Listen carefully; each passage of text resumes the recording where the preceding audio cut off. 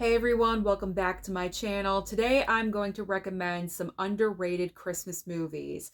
I feel like every film in this pile is underrated in some way, and so I feel like I need to shine the spotlight on these films because they deserve to be seen. They deserve to be put into the holiday rotation every single December. I have a wide variety of titles. I have a thriller, I have comedies, and I also have classic black and white movies as well.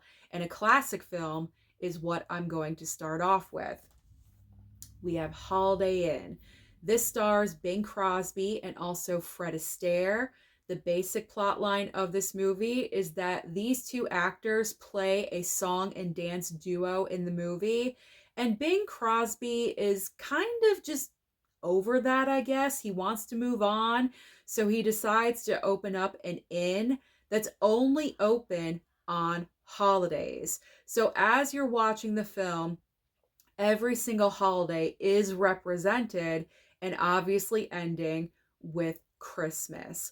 I really enjoyed this film the one and only time I watched it. I do have to rewatch this movie because it has been a couple of years, but I do remember really enjoying this film a lot. There were a lot of cozy moments where you just feel good, you're wrapped up in your blanket, and it's just a nice, pure, classic watch. And it's also a great alternative to another classic film, White Christmas. So if you always go to White Christmas for your classic film, you may want to try something different. And I feel like Holiday Inn is right up there with White Christmas. So I think this is a great underrated title that you need to watch this month. I always have to throw in Nicolas Cage whenever possible. Trapped in Paradise. Now, I watched this film for the very first time last year in December, and I loved it. It was such a great time. So in the movie, you have Nicolas Cage, Jon Lovitz, and Dana Carvey. They play brothers in the movie, and they're all criminals. However, Nicolas Cage's character is trying to be legit. However, his two other brothers are always dragging him down. And in the movie, they pull him into this little crime that they've planned in the town of Paradise. That's why it's called Trapped in Paradise. And everything just seems to go wrong. A big, huge, gigantic snowstorm happens, so they cannot leave. They're stuck in this little town. Everyone in the town is trying to be friendly with them and very nice with them. So the crime that they commit in the town, they're kind of feeling guilty about it. This is a fantastic, underrated movie. There's tons of Christmas elements. There's snow everywhere. And on top of it, you have Nicolas Cage. You really can't go wrong. So Trapped in Paradise, highly recommend this one as well. This film is probably not the most underrated movie, but I feel like overall, with all of the Christmas films, because there's so many Christmas movies out there, I do still feel that Office Christmas Party is still just a tad underrated. Now, would I recommend that you watch this with your children? No, absolutely not. This is not meant for children. This is a raunchy comedy. There is nudity in here, just to let you know. Now, normally you don't have to worry about that with a Christmas film, but with Office Christmas Party, there's a lot of nudity. So just to let you know that you do not watch this with your children. This is perfect for a single person to watch. No kids around at all whatsoever. Maybe if you want to share it with your parents, I don't know. But Office Christmas Party is just full of debauchery. Fun debauchery, comedic elements all over the place. Jennifer Aniston in this movie. This is one of my favorite roles that she's ever done because she plays a very mean corporate executive and she just has it out for her brother. that is the head of this company, of like this one division. She's kind of like the overseer of every single division of the company. And he's just the head of one particular division. And her brother is just the most irresponsible thing ever. And so she comes in, guns blazing. You're going to follow my rules. We're shutting this down. We're shutting that down. So they decide to go out in a blaze of glory and have the most out of control, ridiculous, over the top office Christmas party. That's pretty much what the film is all about. It's pure fun, pure debauchery.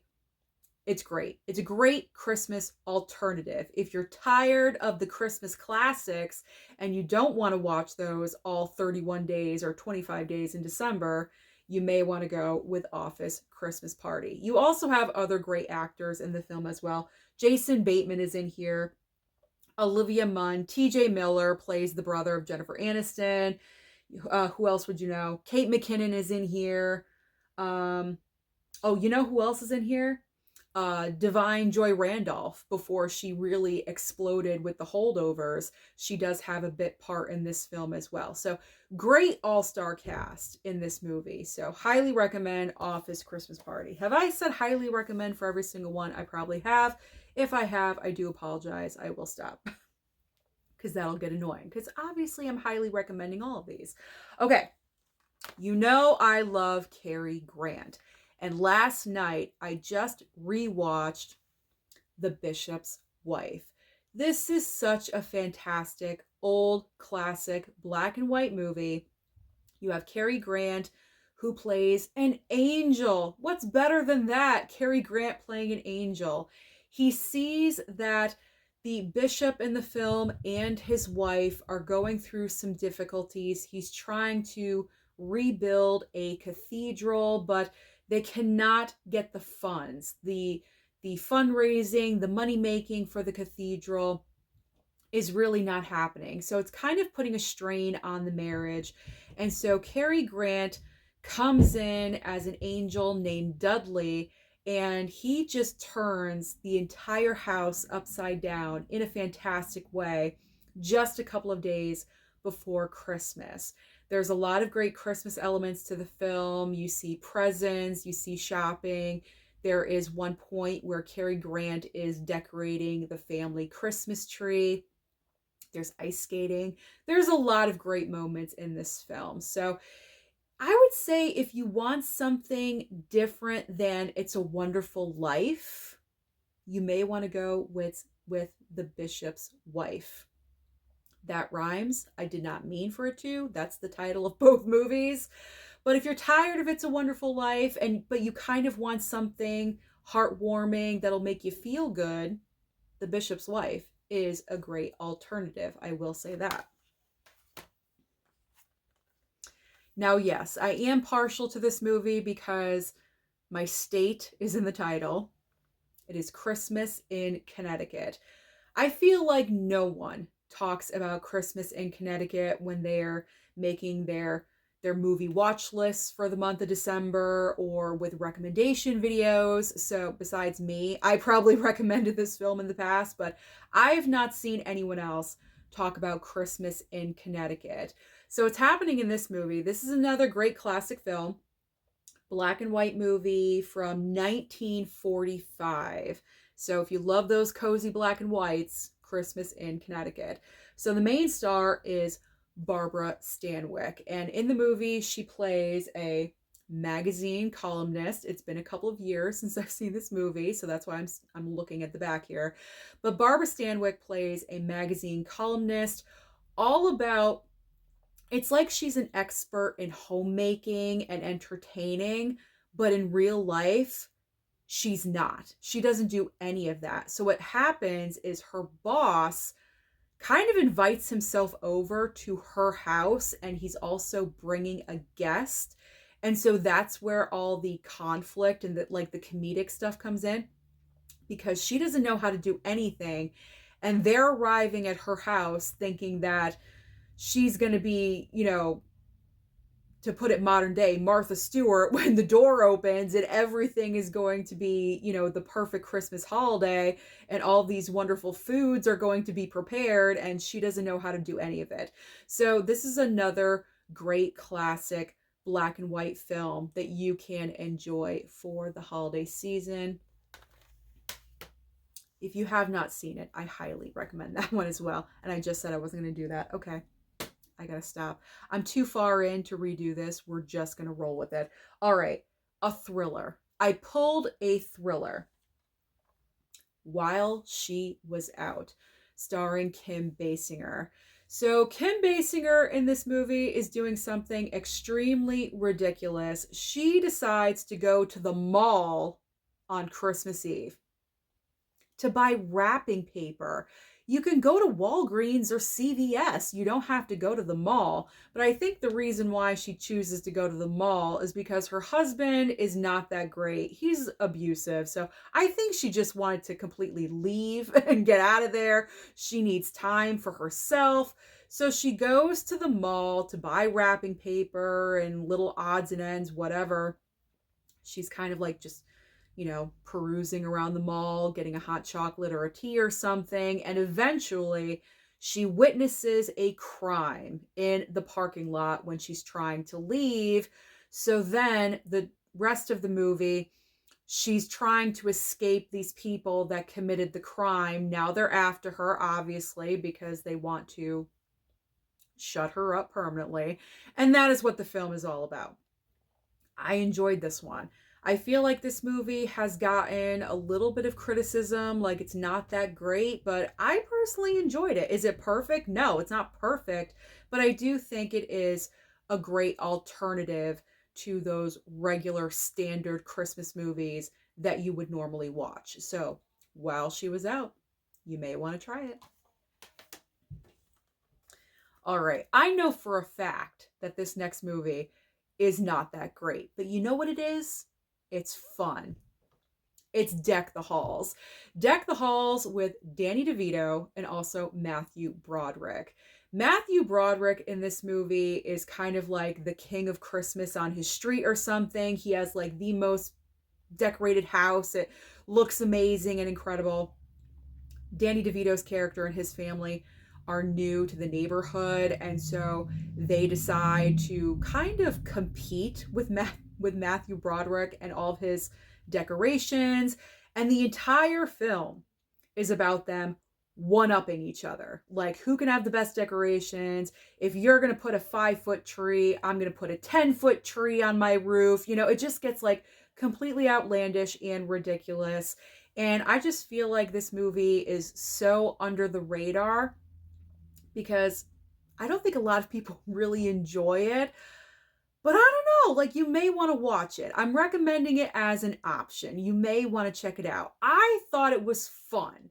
The one and only time I watched it, I thought it was a lot of fun. I do need to watch the film again, but it's fun. It's just plain old fun. I can't really think of any other word to describe it, but there you go. Deck the Halls. It's something different. Now, I loved the first movie, Bad Moms. And so, of course, when Bad Moms Christmas came along, I had to watch this movie as well. Now, is it as good as the original film? No, it is not. It's not on the level of the first movie, but I appreciate the film for just being lighthearted, having a good time, telling the story of the three moms that, or there they are, the three moms that we've been following. There we go. And then their moms coming into the picture. So we have 6 moms in the movie, and we're dealing with Christmas time. And Mila Kunis's mom, no, it's not her. Mila Kunis's mom is Christine Baranski, and she's so suffocating and overwhelming. She comes in, she wants to take over everything. And Susan Sarandon is Catherine Hahn's mother. That's like the perfect pairing. That's the perfect matchup. I love that pairing.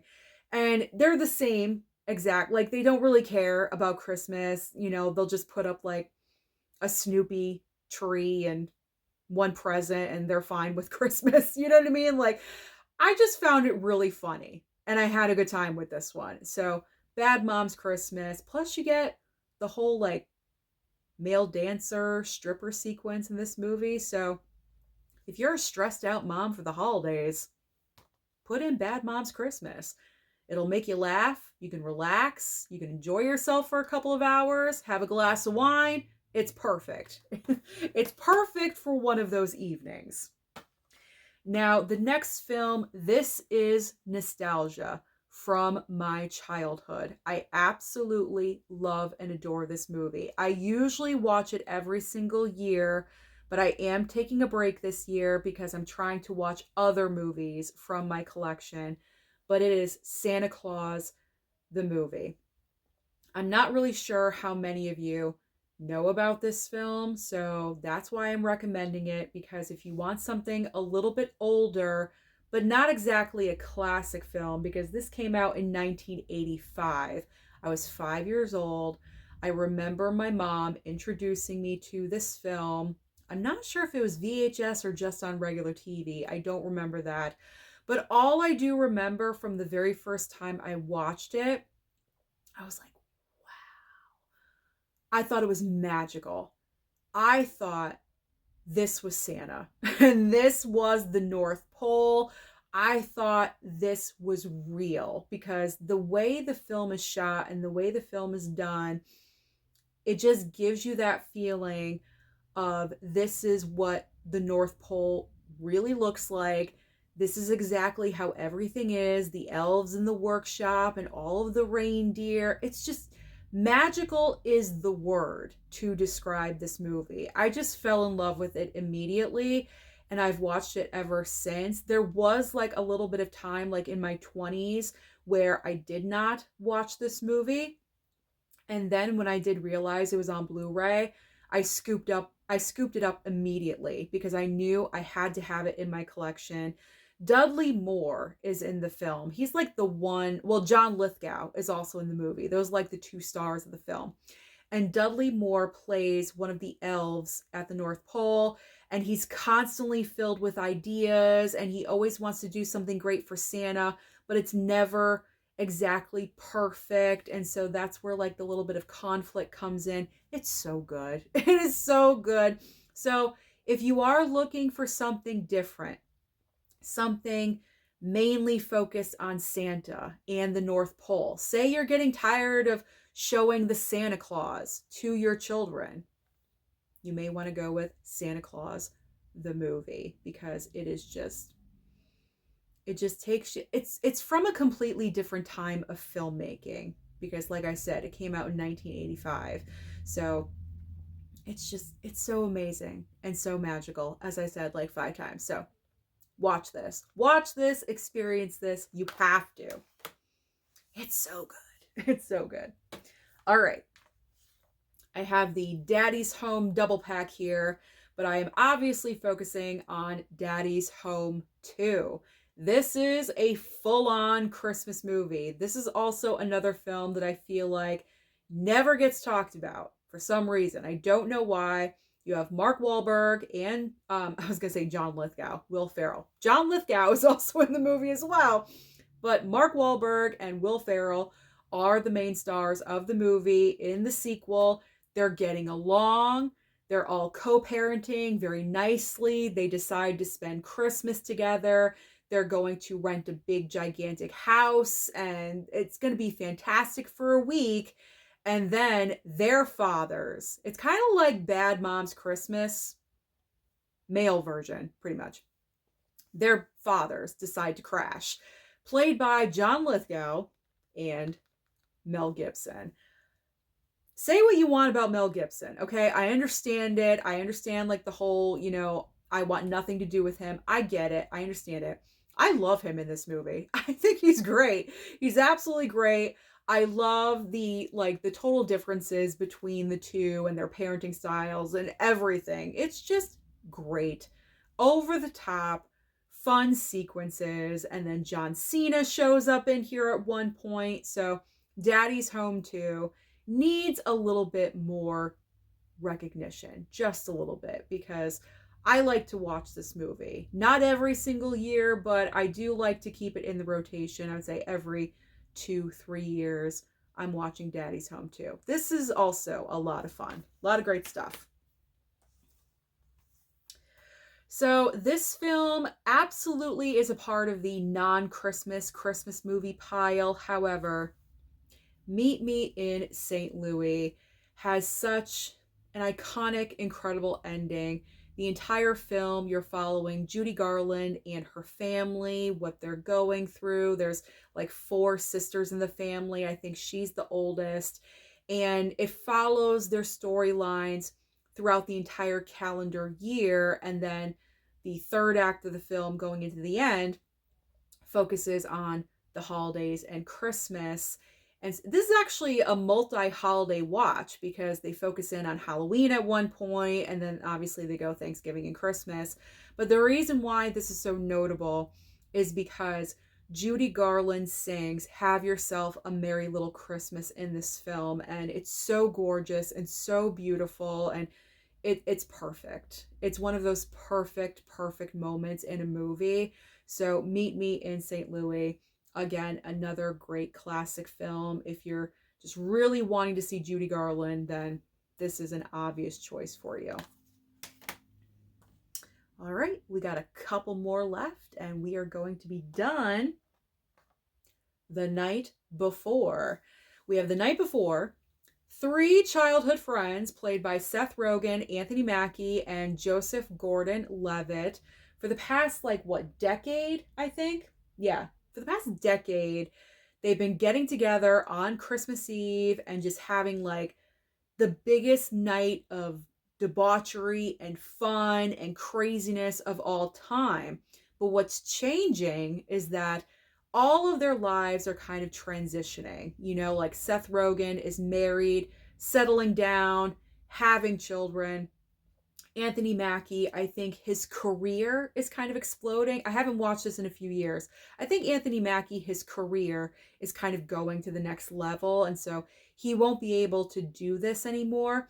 And Joseph Gordon-Levitt is the one friend in the group that wants to hang on to this yearly tradition of going all out, balls to the wall on Christmas Eve. And so pretty much this is going to be the last epic event, the last epic New Year's Eve, Christmas Eve that they are going to have. And so they just really go all out, full on, crazy, doing everything possible in one night. And the wife is understanding. She's encouraging Seth Rogen, go be with your friends, go do this. This is a lot of fun. Really, really a lot of fun. If you don't want to go super raunchy with Office Christmas Party, if you want to dial it back just a little bit, but you do want a great comedy, then go with The Night Before. This one is a great option. All right. Last recommendation for underrated movies. It is Christmas with the Cranks.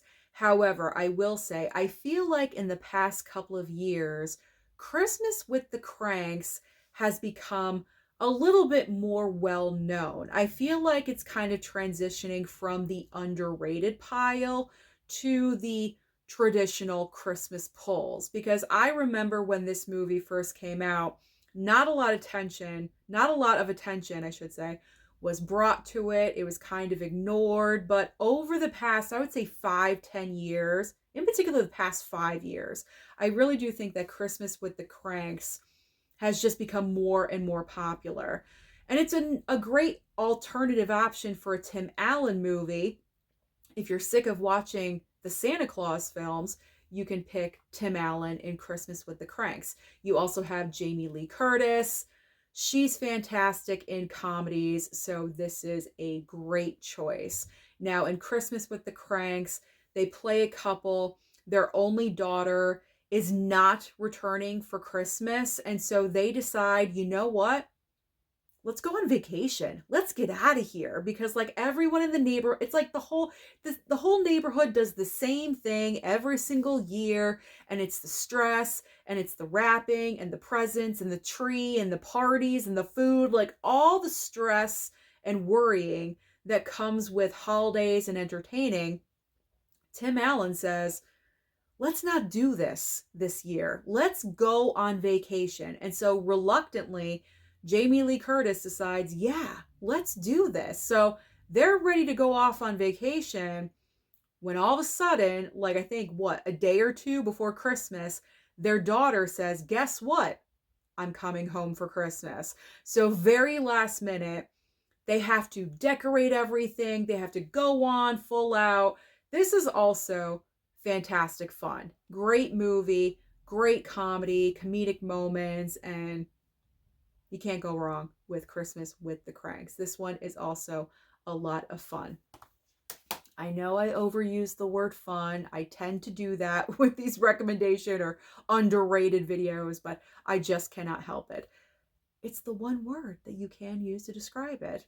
So those are all of my personal recommendations for underrated Christmas movies.